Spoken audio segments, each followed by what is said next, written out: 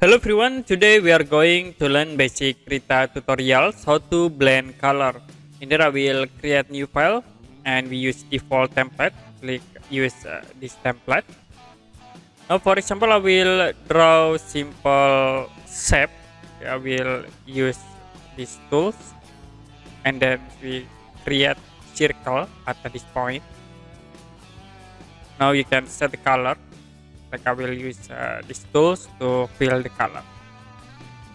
You can select by using these tools, continuous selection tools, and I will invert the selection. Now we can create 4 transparency maps, and you can click again in this layer. You can change for the brush option. So I will use this brush and click brush tools. Set for the size in here, this for the size, and then for the opacity like this. Now I will blend these objects with red color.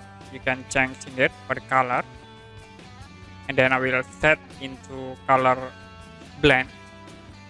Now you can create, like I will set at this point. For the first selection is dark, and then the second should be more red color, and the third is for the color. So this is for the basic blending. Now you can change into like darken. I will create for more dark in the bottom, so it will be see in the red color, and then can set also into black in the top like this. Okay, that's it for basic Krita tutorials how to blend color.